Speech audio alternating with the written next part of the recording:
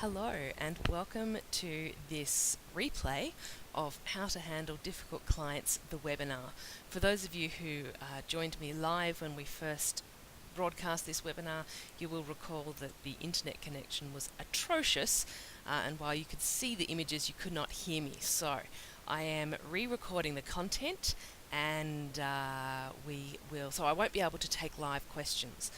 But if you do have questions or comments, I will let you know where you can pop those, and we will deal with them not live, but I will certainly come and respond to your questions and comments. And I think that the best and easiest place to do that is in the event for this webinar. So I will create a new event page on Facebook, and I will make sure to include the link in the notes to this recording. And you can come along there and post any questions or comments you have, and I will respond to them as they come in. For those of you who were not able to make the live presentation on the 30th of August, that's all right because it really didn't work out very well. So we are going with this pre-recorded alternative. So the webinar is How to Handle Difficult Clients, and it was first run in conjunction with the Small Business Festival of Victoria in August 2017. What's in the webinar? To start off with, there's some housekeeping and welcome. There's an overview of the problem of difficult clients and how to handle them.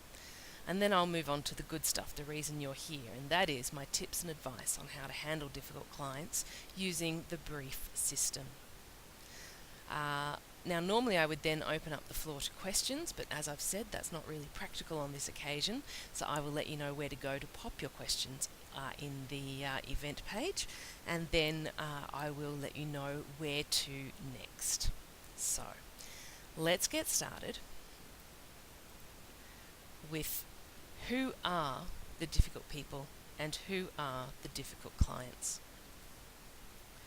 We all have difficult people in our lives, at home, at work, or at school, and that's why you've come along to listen to this webinar.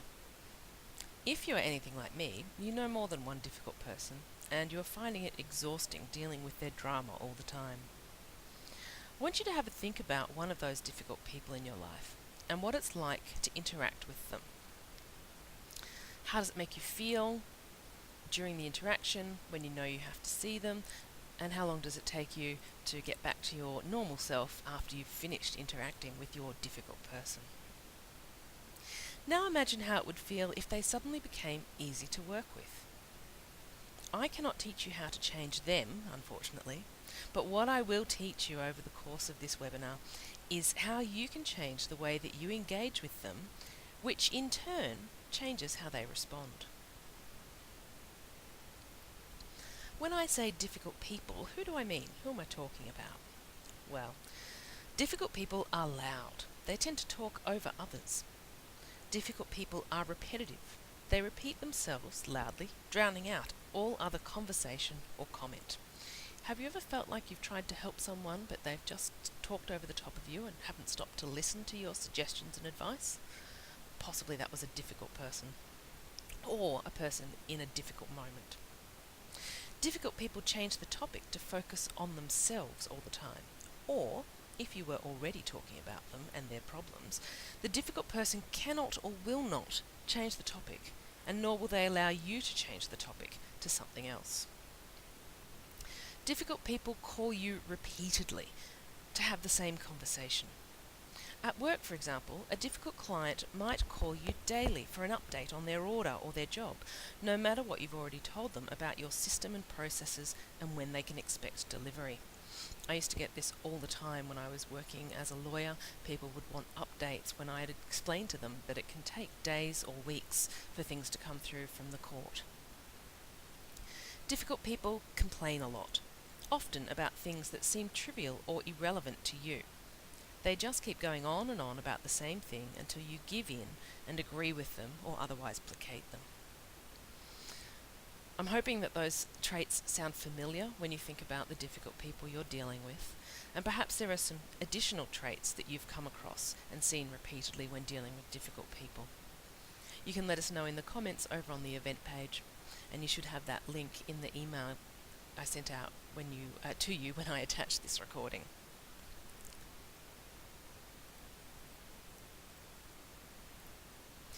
The system we are going to cover on this webinar will show you how you can short-circuit these behaviours. When you use these tools, instead of talking over you, the difficult person will listen and respond. Instead of repeating themselves endlessly, the difficult person will work with you to make a plan and to find a solution. You will be able to steer the conversation on to new topic areas instead of being forever stuck in the same conversation. And instead of calling you every day, the difficult person will be in contact when they have something new to tell you, or, in more difficult cases, at times of your choosing. The difficult person will complain to you once and fully. They will air out all their grievances.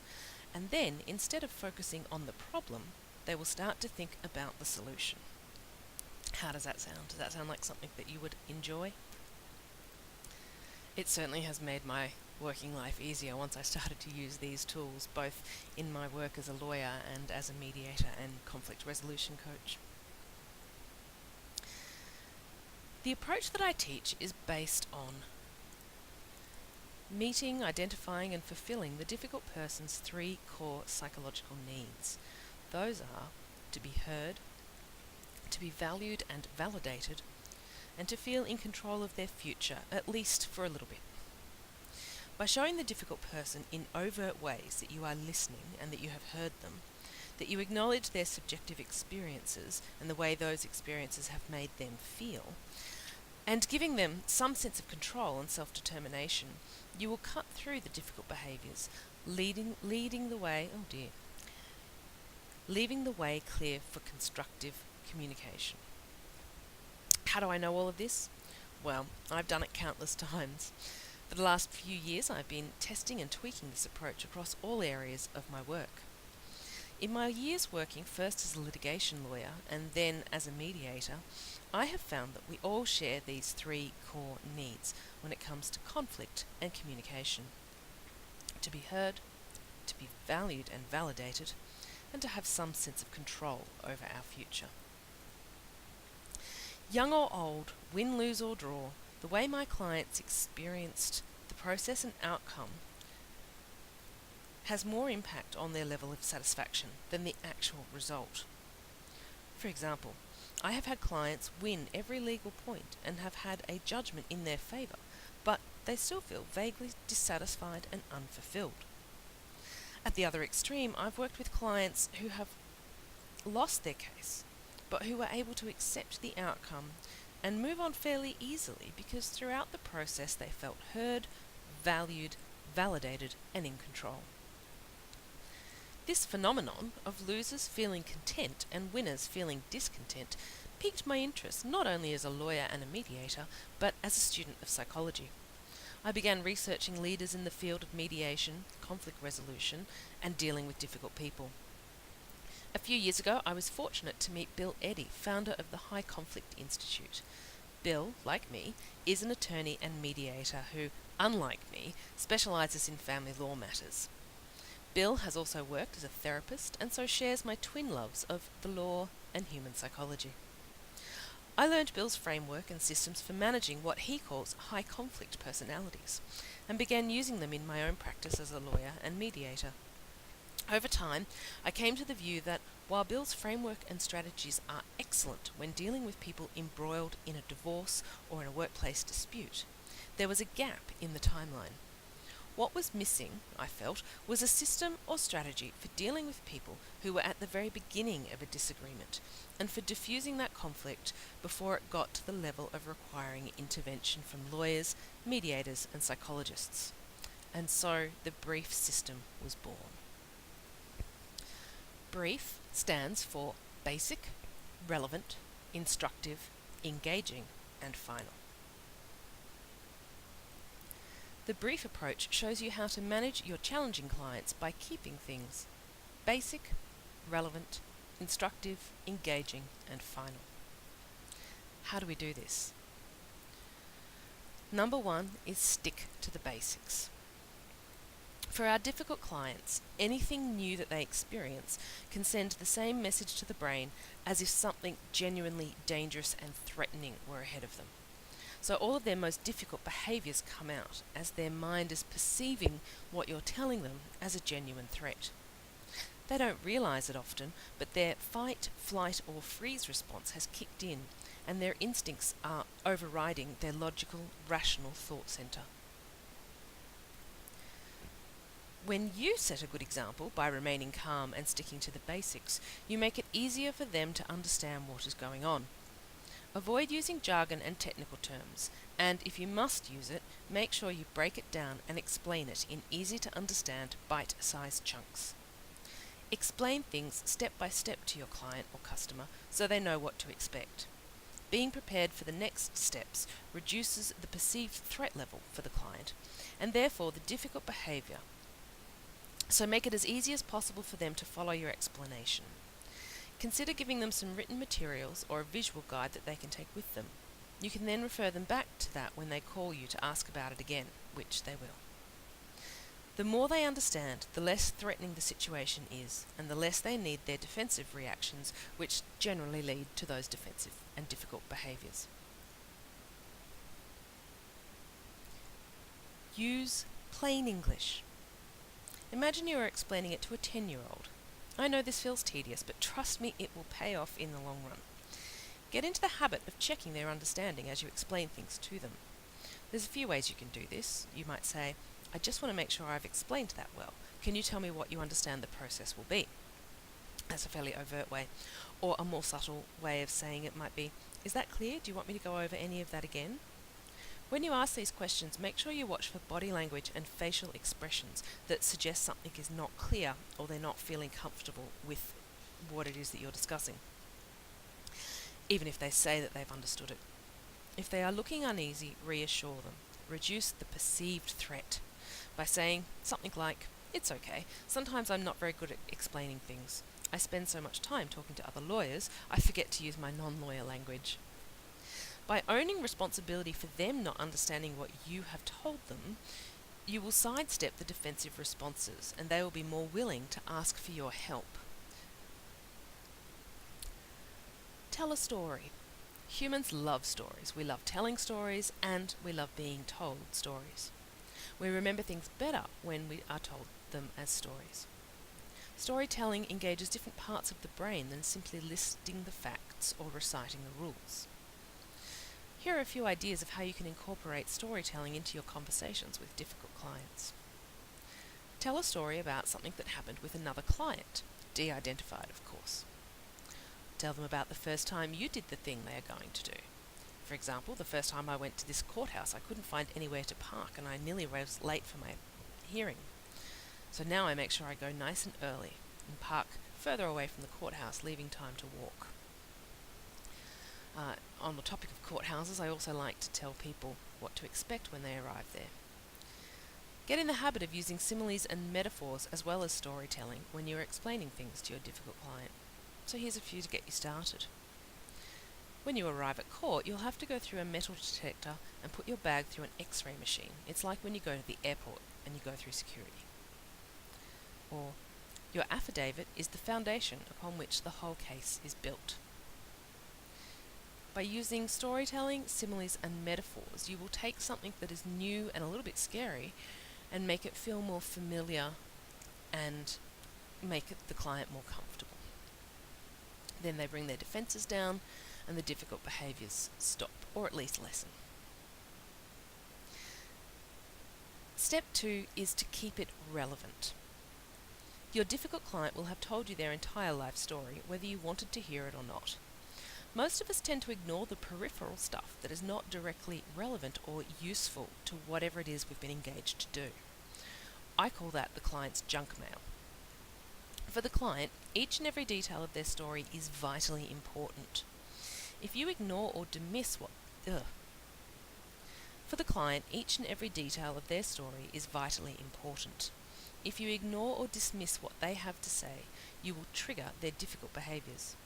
The challenge for you is to show them you have heard, acknowledged and validated what they have said, without responding in detail or getting sidetracked by the junk mail. Start out by working out what really is relevant and important to what you need to do and achieve for the client, not what the client thinks is important or relevant. Ask yourself these 3 questions. Do I need to respond to this? How will it help the case, project, or job I've been engaged to work on? Will it move me closer to my goal of achieving that outcome for the client? If the answer is no, it's probably junk mail. Whatever is irrelevant or not useful, that's what I call the junk mail. Junk mail can be dismissed, but first you must acknowledge it. The quickest and easiest way to deal with the junk mail is to reflect, reframe, and say thank you. Reflect back what you heard your client say, using their own words and phrasing exactly. Then reframe or summarize their information in your own words. And finally, thank them for telling you. Some clients need a little bit more than a mere thank you, and here are some phrases I use to make them feel they really have been heard and valued. I will keep that in mind. Thanks for telling me, I've made a note of that. Or, thanks for that, I'll make sure that they know about it. And that's what I use if I need to pass on information to a manager, someone else in the office, or as a lawyer I might need to pass it on to the barrister.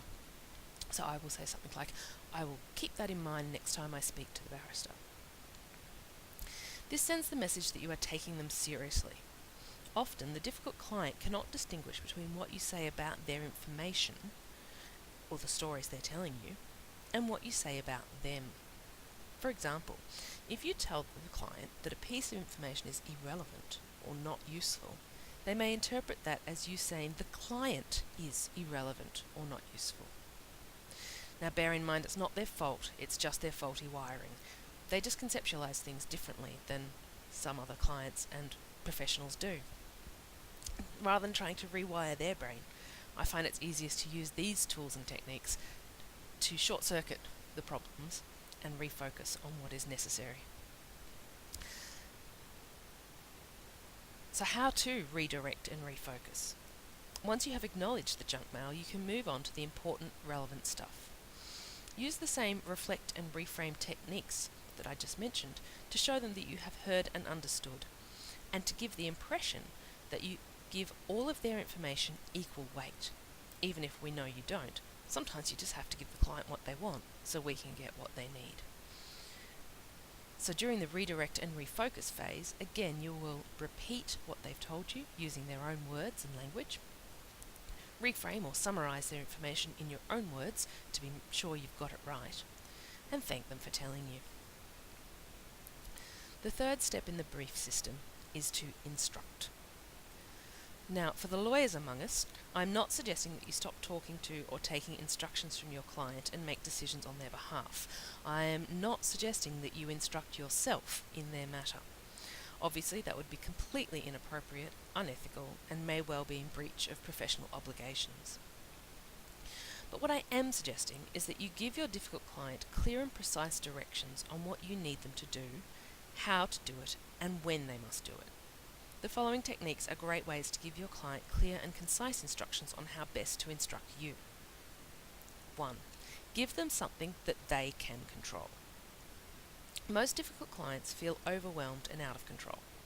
They will be looking for ways to take back control, which is why they may insist on doing things that are normally done by you, your firm, or other service providers. When I was working in wills and estate litigation, I had one particularly challenging set of difficult clients to work with. My firm acted for the executor of the estate of the deceased, and the executor in this case happened to be a company.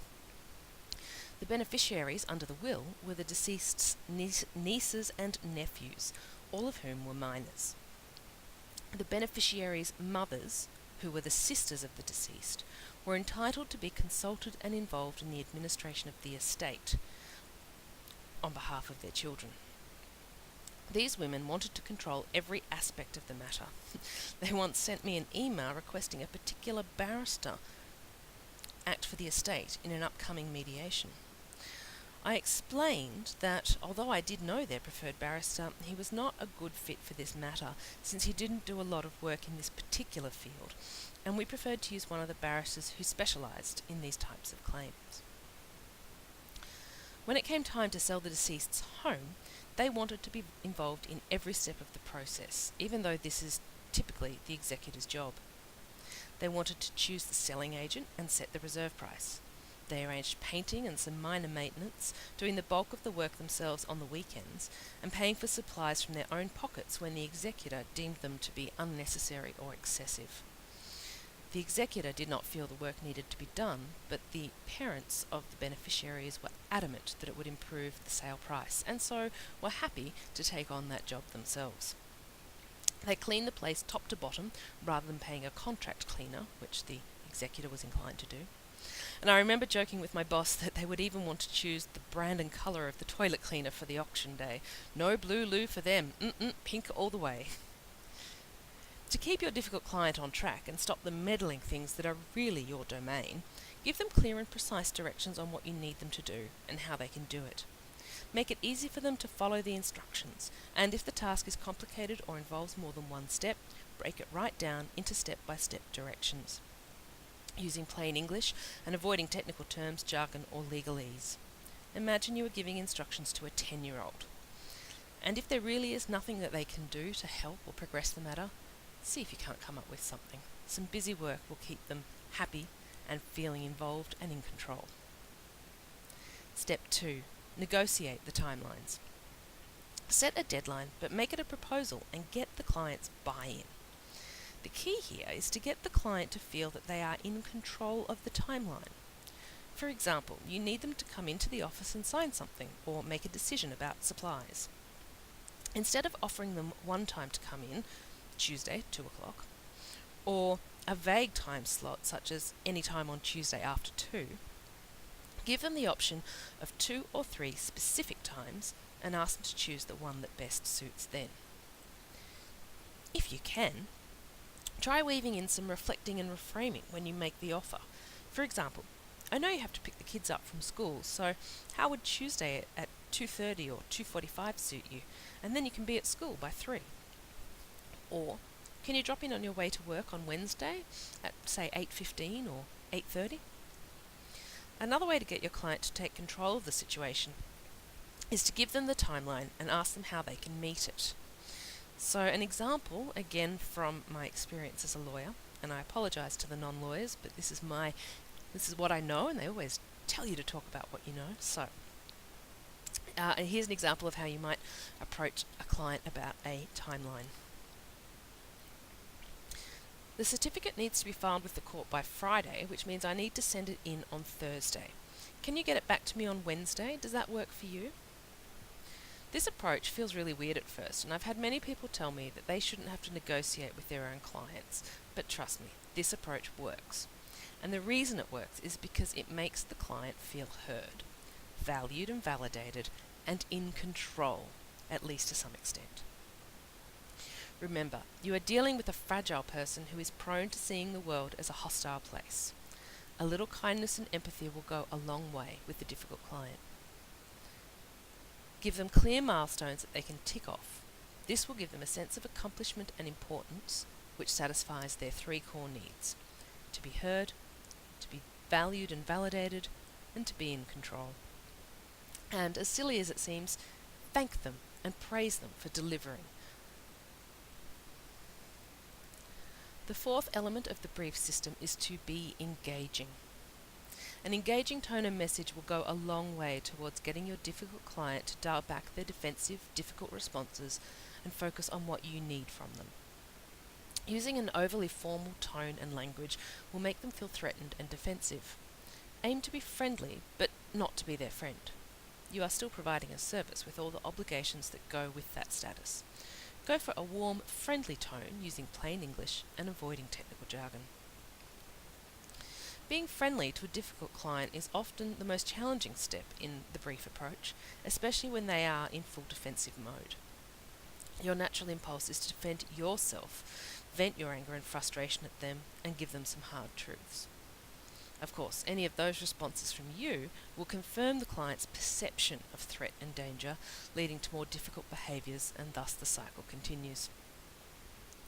Instead of snapping back, use a friendly response to disarm their defences so they can listen to what you need from them. With practice, it does become easier, I promise. Friendly responses can include, "Thanks for letting me know. Thank you for sharing that with me. I appreciate you are feeling," and then repeat back to them the words they've used. Or, "I understand you are concerned about," and again repeat back to them the words they've used. Use their own language when you reflect their concerns, anxieties, or important news back to them. Repeating back their own words will make them feel heard, validated, and acknowledged, short-circuiting what I call the repetition loop. I'm sure you're familiar with that. That's when they keep telling you the same thing over and over again because they don't feel heard. Here's a top tip. If you're on the phone with a difficult client and struggling to make your tone warm and friendly, try this. Stand up and smile into the phone. Even a fake smile will infuse your voice with warmth, and standing somehow changes the tone and pitch of your words. Another important element of engaging with your client is to educate them.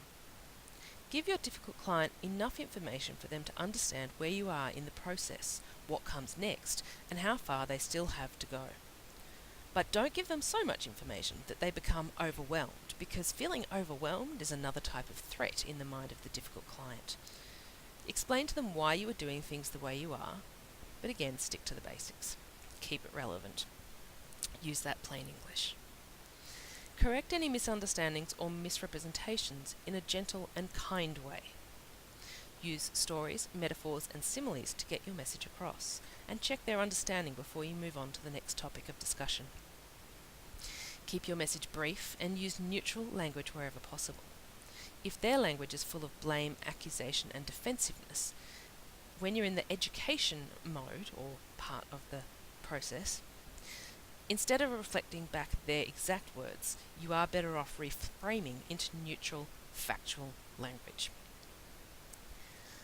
Your goal here is to provide straightforward, helpful information on the subject being discussed.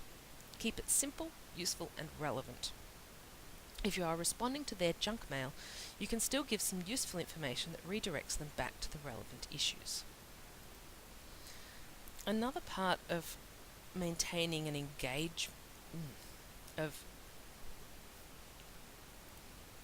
it is also useful to seek consent from your client to keep them engaged.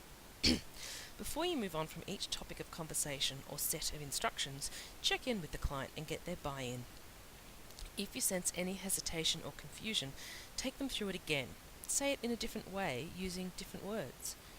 Make sure they've agreed and bought into the plan. This gives them that sense of control over their own future and saves you headaches down the track. When the difficult client is having a bad day and demands to know why you did or didn't do something or why it's taking so long, you can remind them that you discussed it with them and they agreed to the plan. It is often useful to recap the reasons for your recommendation and, if you can, repeat back the exact words they used when they agreed. This is one case where file notes are your friend. Don't take these attacks personally. I know, easier said than done. The client is feeling threatened in this moment, so reassure them that they made the right decision and tell them what a good job they are doing. Make sure you feed their 3 core needs: to be heard, validated and valued, and to have control. In this case, reminding them that they took control in the past. Making proposals and getting the client's consent to a proposed plan or timeline will become one of your most useful tools and an effective way to respond to a mini meltdown by the client later on. The 5th element of the brief system is to make your statements final. So you have conveyed the information to your client, you have got their instructions, and now you want to round off the conversation. You have answered their questions, kept them focused on the relevant issues, explained what is happening and why you are taking a particular course of action, and got their agreement to all of this. So now you need to send a message loud and clear that this conversation is finished. We are taught from a young age to be polite, compliant, and helpful. Women in particular are socialised to be passive rather than aggressive, not to interrupt others, and to soothe and comfort those in distress. For many of us, this manifests as a compulsion to ask everyone for their views, thoughts, and approval before closing off a conversation. While this may be a useful and appropriate practice in most company, when you are dealing with a difficult client, this impulse should be resisted. Using phrases like, "let me know your thoughts," or "what's your view on that," or even "let me know if you want to make any changes," invites the client to engage in further conversation, discussion, and negotiation, often bringing you right back to square one. Your goal at this point of the process is to end the discussion and move on. There are many ways to do that are both assertive and polite, and I'll share with you now a few of my favourites. The first is the if-then statement. One option to bring finality to this conversation is the use of an if-then statement. Tell your client what will happen next if they do as you have agreed, and what will happen if they don't. For example, going back to our needing to have the certificate filed by Friday, if you get the certificate back to me by Wednesday, then I will be able to send it into the court and file it on time. If I don't get the certificate back from you on or before Wednesday, then we will have to seek permission from the court, and that will cost extra time and money as we have to make that application. This puts control back firmly in the client's hands, reinforces the reasons why things are done in a particular way, and does not invite them to further discuss the matter. It sends the message that this part of the conversation is closed. You can also, going back to our junk mail, make sure that you have dealt with, responded to, and gotten rid of any junk mail. When acknowledging the junk mail, make it clear that you have heard and understood, and that you won't be discussing it further. This can be tricky to do in a way that is warm, friendly, and not non-threatening, and is also firm and final. The key is to remember the 3 core needs. For example, "Thanks for letting me know that Jane has broken her promise." This tells the client, "I heard you. I know that it's frustrating and upsetting for you when she does that, and you feel it is unfair." Acknowledging and validating the client's experience. "Let me know if she does it again so we can keep a record." Giving control back to the client with an actionable task, and firmly closing the topic until the next time Jane breaks her promise.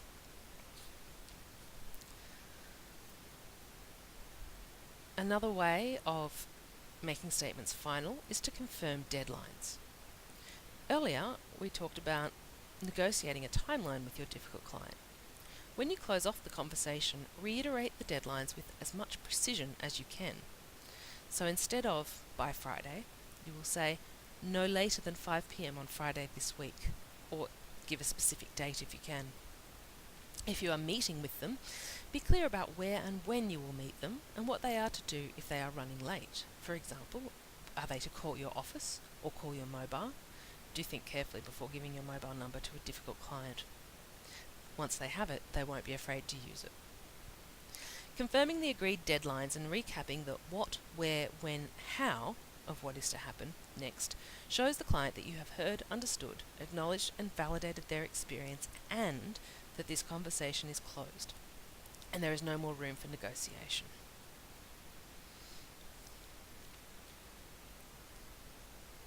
So that is the brief system, or the brief approach. Now let's have a think about it in action. Earlier, I asked you to think about one of the difficult people you have to deal with in your everyday life. How does it feel now when you have to have contact with them? Do you look forward to it, dread it, or somewhere in between? What if next time you use the brief approach with that difficult person? How do you think that would go? The brief system doesn't work with everyone. If you've tried brief and they're still behaving in the same way, it's not you, it's them. In those situations, I recommend that you put up some structures and barriers to avoid dealing with them or limiting the amount of contact you have with them. Some people just cannot be negotiated with, and it's not you, it's them. I'll give you a few examples now of where I have used the brief approach and what the outcome has been. As I said, this approach was developed particularly drawing on my experiences as a lawyer, but I've found it useful across a number of areas of my professional and personal life.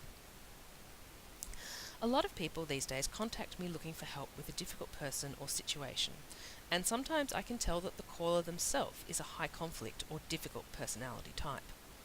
Often that's okay, but sometimes my gut says don't take them on as a client, they're not ready, or they're going to be more pain than they're worth.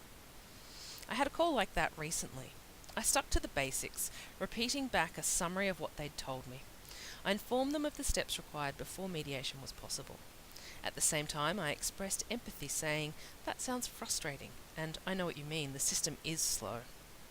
I kept to the relevant parts of their story, tying them back to the process, and then, when they felt heard, valued, and validated, also known as warm and fuzzy, I explained that in this instance, they first needed a lawyer before they could proceed with the mediation, and gave them the name and number of some lawyers they could contact for an initial chat.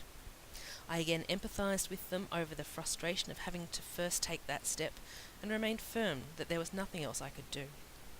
Now that was more than 2 weeks ago, and I am waiting to hear further. And in particular, I'm waiting to hear if the other party will agree to mediation. I've had people tell me that they've also used Brief to great effect with their teenage children, and I myself regularly use it when trying to coordinate with my extended family and step-family. There is nothing quite like negotiating Christmas with parents, step-parents, and in-laws. So while it was designed for use in a business setting, it really is a useful tool to have it on hand any time a conversation looks like it's going off the rails.